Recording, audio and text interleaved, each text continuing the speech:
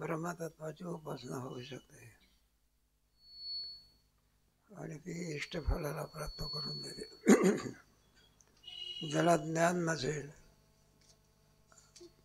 नाही का, त्यांनी काय करावे? उपासना करावी. कारण 8व्या प्रकरणामध्ये कुठंच तरी सांगितला, त्याचं ज्ञानाचं विशेष वर्णन करून सांगितलं. कारण ज्याचा अनधिकार असेल त्याने त्याच्याकरता समाधी ब्रह्मतत्वोपास्यापि मुच्यते. समाधी भ्रमाप्रमाणे ब्रह्मतत्वाची सुद्धा उपासना केली जाते. आणि भ्रम असून हे सुद्धा इष्टफलाला काय देते नाही का. सहज त्याने नारायण नाव घेतलं तरी वैकुंठामध्ये काय झालं, असं एक नाव देवाकरता घेतलं की पोराकरता घेतलं आणि प्राप्ती कोणाची झाली? कोणता ब्रह्म? संवादी. संवादी ब्रह्माप्रमाणे ब्रह्मतत्वाची उपासना होऊ शकते. आपण म्हटलं तुझ्या ब्रह्मतत्वाची उपासना तुम्ही म्हणतात, पण ते कोणी करताना दिसत नाही. मला करताना दिसत नाही म्हणून ते फुकट गेलं का? हिराच्या दुकानामध्ये गिऱ्हाईक दिवसभर येत राहते का? 6 महिन्यातून एखादा गिऱ्हाईक येत असते. म्हणून उपासना ही फुकट जात नाही. करणारा नाही म्हणून एवढ्यावरून ती उपासना फुकट जाते असं म्हणता येत नाही. जास्त गिऱ्हाईक नाही. किती आहे? थोड्या एक विषय पण भरणा काय असतो? जास्त असतो की आहे. आता आपण बाहेर पडलो किंवा काय पडलो मग त्याच्यामध्ये आहे का नाही. आमच्या इथे विमानाचे सीताराम बाबाचे जवळजवळ 200-300 विद्यार्थी आपले लोक प्रवासी होते. त्याच्यामध्ये फक्त गंध लिहिणारे आणि टोपी घालणारे आम्हीच दोघं होतो. आणि तिथं आमच्याकडे बघायचे ते काय करायचे. आणि प्रत्येकाचा पोशाख वेगळा वेगळा. कोणाचा तिरंगा झेंडा होता, कोणाचा एकाचा इथं पाठीमागे पाकिस्तानचा नकाशा होता. काय असेल काही सांगता येत. नवीन नवीन फॅशन काढण्यामध्ये लोकांना काय वाटतं? आनंद वाटतो. असं काय काही दिवसांनी ते म्हणले आमच्या आधीन लोक आहे, म्हणजे सिनेमा ॲक्टरचे लोक असताना त्यांना नवीन नवीन फॅशन काढली. म्हणलं आम्ही पुढे काय करणार? अर्धी डोके करायचे, फॅशन काढायची. यद्यदाचरते म्हणून कोणी उपासना करीत एवढ्यावरून बरं का. पुरुषाच्या अपराधेनं किंवा उपासती दृष्टीने तुम्ही उपासना केली नाही म्हणून उपासना व्यर्थ आहे असं म्हणता येत नाही. माझा लोक कशामध्ये गर्क असतात. तर 66 श्लोक आहे बघा. इतोपि अतिशय मत्वा मंत्रान वश्याधिकारिणा मूढा जप्यन्ते तेभ्यो अतिमूढा कृषी उपासता. इतोपि अतिशय मत्वा बरं का. मंत्रादिवश्यकारिणा अधिक आपल्याला लाभ आहे. म्हणजे निर्गुण उपासना सोडून देऊन अधिक आपल्याला लाभ आहे असं मंत्र म्हणा. वश्याधिकरणा दारण मारण उच्चाटन स्तंभन मोहन अशा विद्या आहे. त्याच्यामध्ये जारणाचे अलीकडे त्याचे थोडे प्रकार आपल्याला पाहायला मिळत होते. त्यांच्या त्याचे जारण मोहन म्हणजे ते मोहीम मनुष्य त्याच्याचकडे धावत जात असतं. आणि ते काही काही असे निघाले त्याच्यामध्ये नष्टाचा फडका जरी केला तरी मनुष्य काय पडतो. आणि अलीकडे प्रकार होतात प्रवासामध्ये. एखादी बाई असली तिच्या ठिकाणी काहीतरी एकटीच असली आणि अलंकार मिलंकार असले तर हे नाकारून जरी असं थोडं तिची काय पडते बेशुद्ध सगळे दागिने बिगिने काय घेतात. आणि पुन्हा ती याच्यावर हे सगळे जारण मोहन उच्चारण वगैरे हे करून वगैरे तरी काय आहे हे सुद्धा त्याचेच प्रकार आहे. कशाचे जेणेकरून जगताचा नाश कसा होईल काय होईल. मग काय आहे त्याच्यामध्ये सगळं विचित्र प्रकार आहे. हे तरी बरं आहे काही थोडासा धर्म आणतो नाहीतर त्याचे विपरीत परिणाम होणार आहे. तर थोडी बुद्धी चांगली आहे काय आहे. एखाद्या धरणामध्ये जर विषाची पुडी टाकली तर सगळं धरणातलं पाणी काय होईल. आणि तेच धरणाचं पाणी कुठे येत असते मग शेतामध्ये येत असते. ते पिण्याच्या हवं देवाने अजून सुद्धा थोडी बुद्धीची मर्यादा काय. अति जर व्याप्त व्हायला लागलं तर काय लोक करतील काही सांगता येत. दुष्टबुद्धी कोणता प्रकार घडून आले काही सांगता येत नाही. विचित्र प्रकार असतो आहे. दुष्टबुद्धीचा पारावार लागू शकत. जरी दुर्योधनाची दुष्टबुद्धी आहे पण अजून तितकी फाकली नाही. पुढे जर चांगलं शिक्षण मिळालं नाही काय मिळालं नाही आणि जर काही सगळा अत्याचार व्हायला लागला तर लोक काय करतील हे काही सांगता येत नाही. जाऊ दे आपला काही विषय. आणि भारत देशामध्ये धर्म आणतो कोणत्या देशात नाहीतर कुठं काय पाकिस्तानमध्ये काय चाललेलं आहे. कुठली आली लोकशाही काय आली. एकाला एक खाली पाडतो दुसरा बसतो दुसऱ्याला खाली पाडतो तिसरा बसतो. हाच प्रकार तिथे आहे. जाऊ दे भारतामध्ये न्याय नीती धर्म काय आहे टिकून आहे. म्हणून तर चांगली गोष्ट आपली न्याय आणि नीतीचा धर्म असल्या म्हणून भाजप निवडून येतो. कीर्तनात नाही सांगायचं बरं का आपल्या खाजगी बोलणार. तेव्हा अतिशय आहे असं जाणून मंत्रादी वश्याधिकारणा म्हणजे ज्याच्या योगाने जीवन मोहनम या भागाला पावतो असं असेल. अधिक फल आहे त्याच्यामध्ये असं जाणून लोक काय करतात मग नसलेल्या त्या माणसाचा स्वीकार करतात. भजन सोडायचं कीर्तन सोडायचं आणि भलत्याच्याच पाठीमागे लागायचं असा प्रकार समजा. वर्षाधिकारण मोडा जपंतो तेभ्य. मूर्ख लोक काय करतात. मोडा म्हणजे मूर्ख लोक जप्यंतो आपला हा जप नाही घ्यायचा दुसऱ्याच्या घ्यावा. कारण भगवंताच्या नामाच्या जपाचा आणखी निश्चय साधू संतांनी काय केलं नाही केला नाही.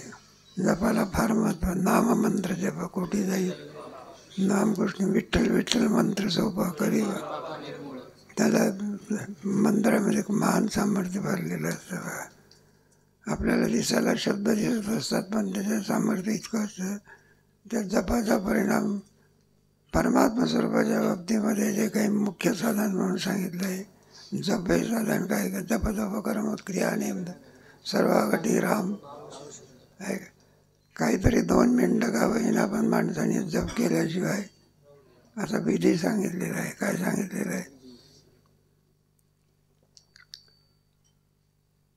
कशा करता चाललेला मोढा जप्यंतो याच्यामध्ये म्हटलं.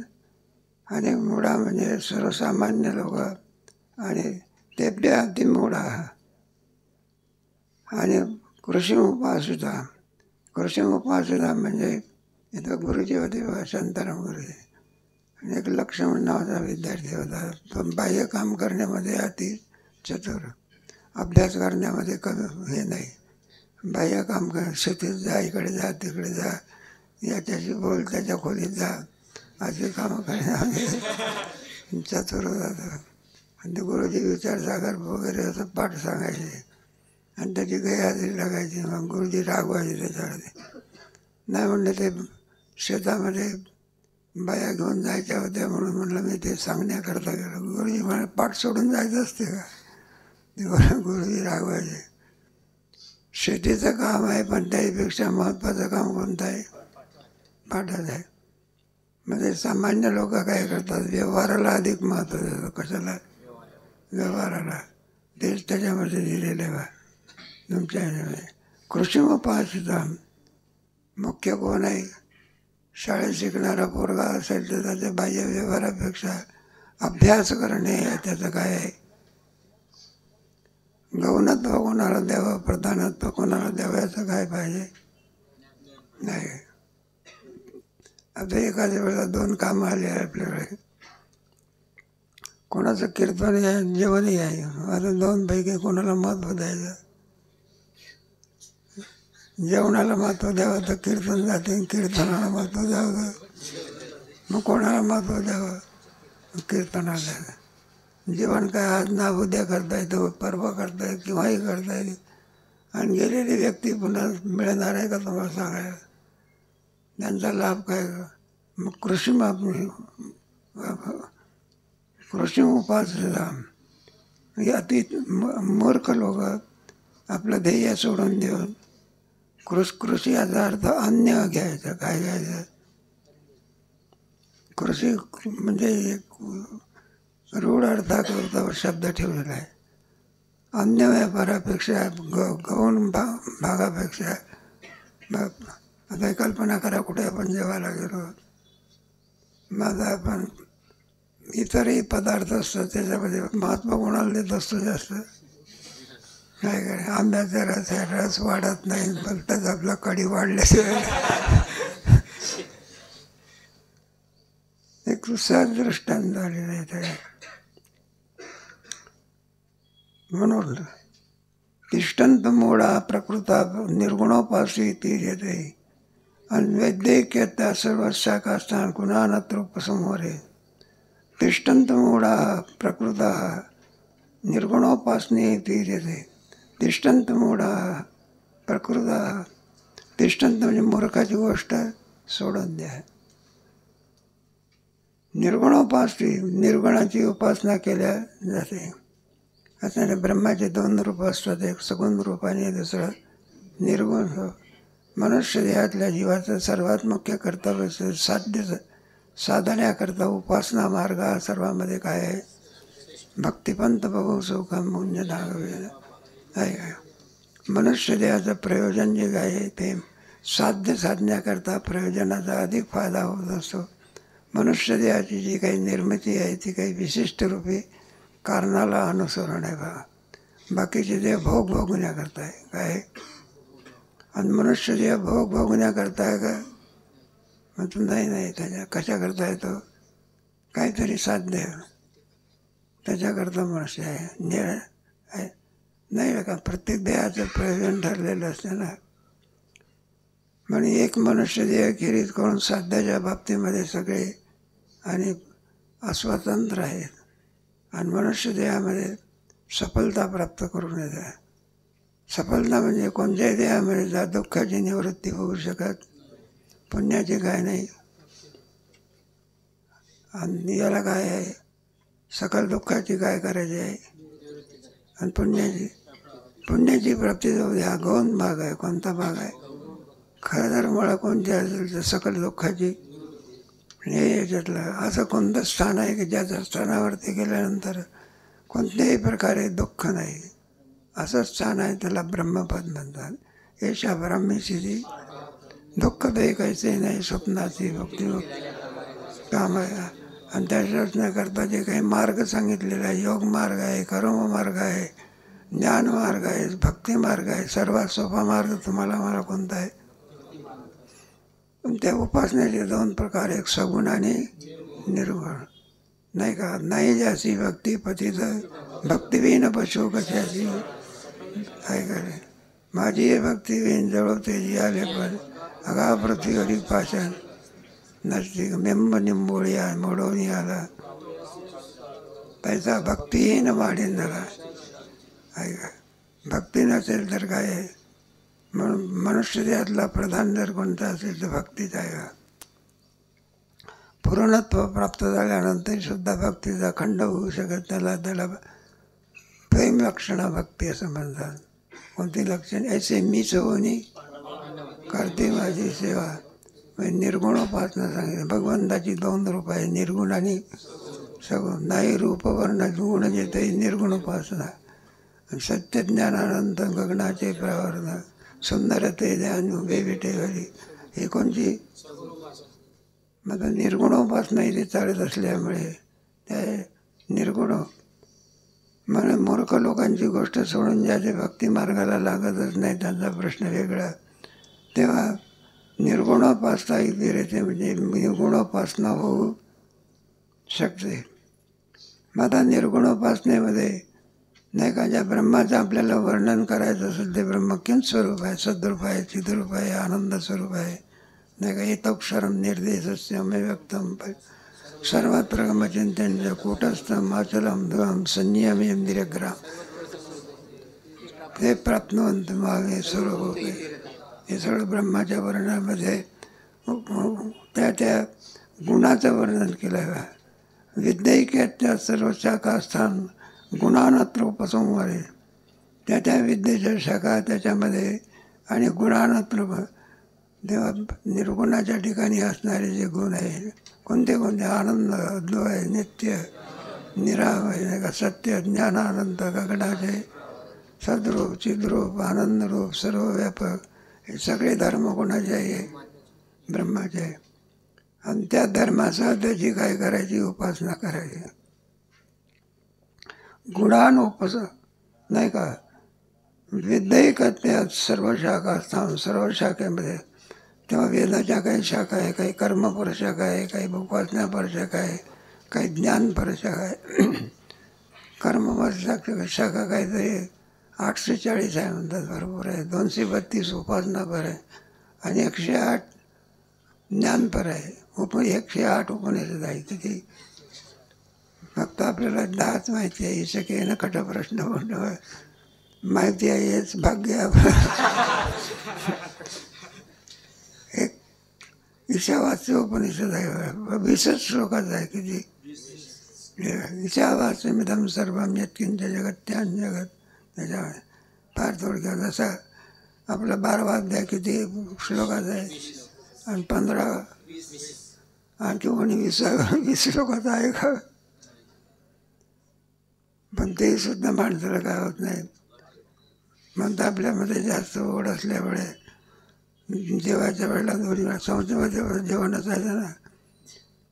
रात्रीच्या पर्यंत 15 नाही दिवसा 15 म्हणायचा आणि रात्री 12 म्हणायचा. दोन्हीलाही महत्त्व द्यायचं आपलं. आता आपलं थोडं कमी व्हायला लागलं. दोन्ही हरिपाठ पाठ असावे. कोणते नाथ महाराजांचा आणि असं जे अधिक समजत नाही ते कोणाच समजते नाथ महाराजांचे. एक आहे 5 चरणाचा आणि एक आहे आम्ही ते धारवाडकर शास्त्रीच्या मुखातून ऐकलं होतं बघा. एक ज्ञानोबाराचा हरिपाठ आपण जर म्हटलं तर एक विष्णू सहस्त्रनाम आहे. किती पुण्य प्राप्त होते. इतकी शक्ती कोणात आहे. मग सर्वांनाच काही ते प्राप्त होईल असं थोडंच आहे. पण हरिपाठ लहान पोराला सुद्धा काय असेल. मग ज्ञानेश्वर महाराजांची कृती जी आहे ना सगळा वेद असं आहे ना. त्याच्या अमृतानुभवाचं होय किती आहे तर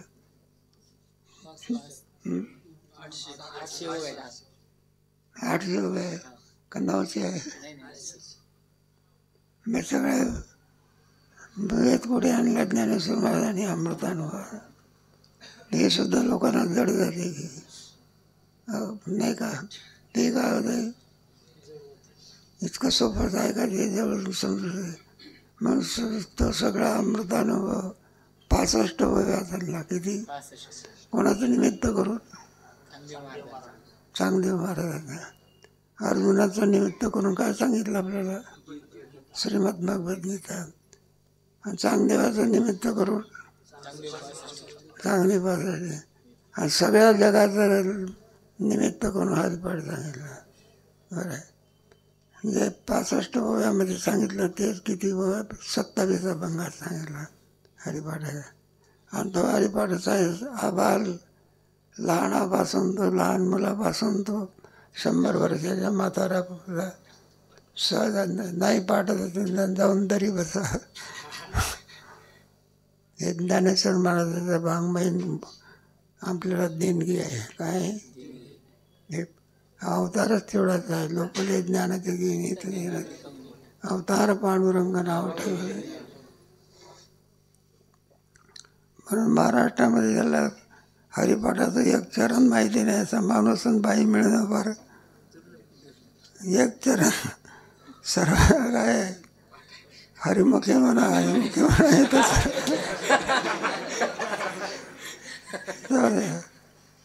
म्हणून सर्व गुणाचा उपसंहार आणि त्या शाखेमध्ये करायचा.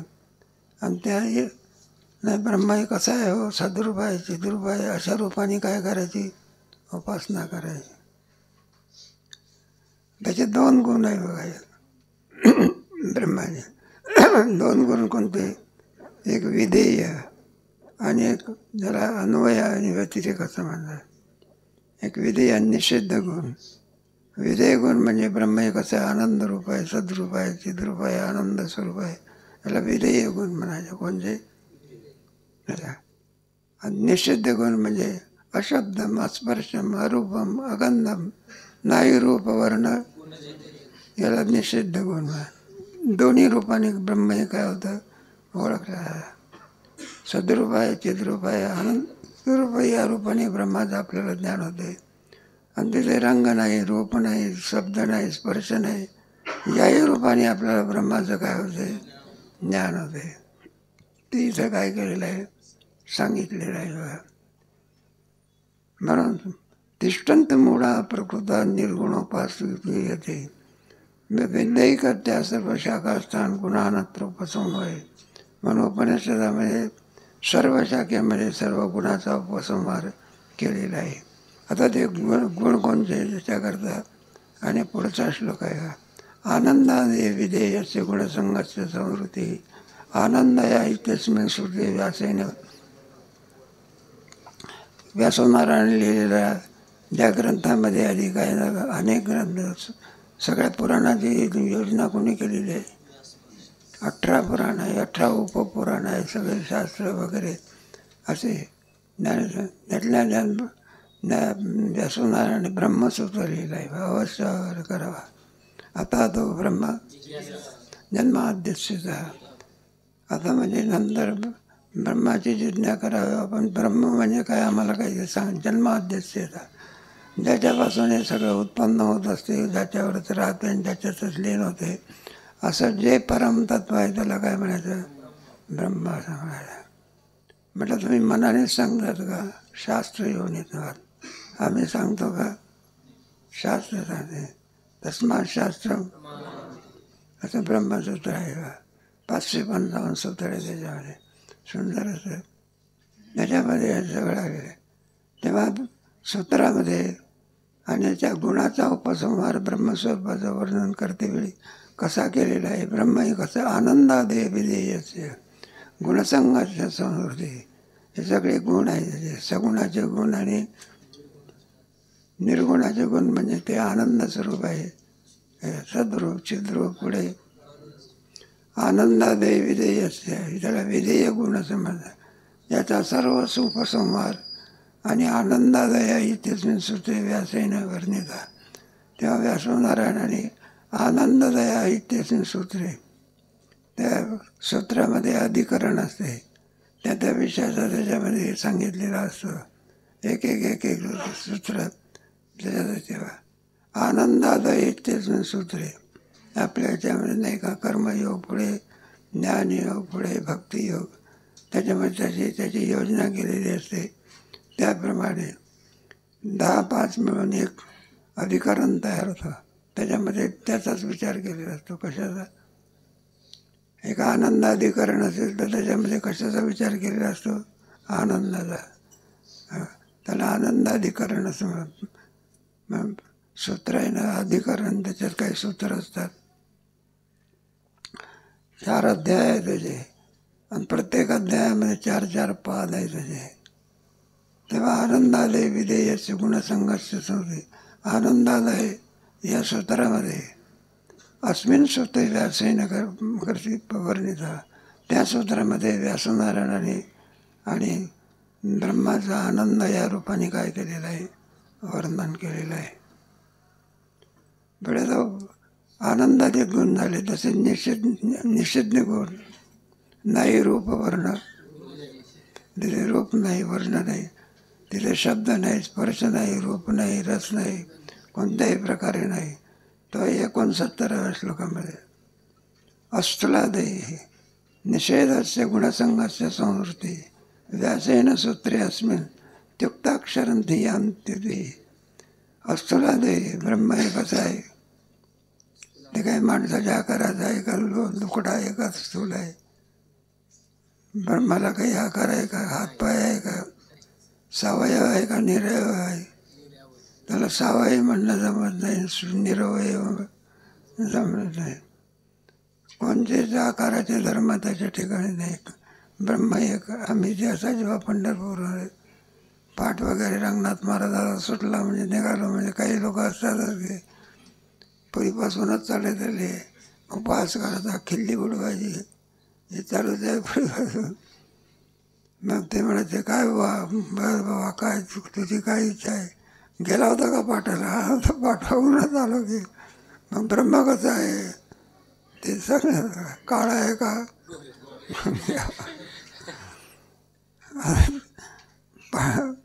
बरं का, आता वेदांताचे पाठ म्हटल्यानंतर तिथं ब्रह्मस्वरूपाचं वर्णन काय होणार? येणारच की.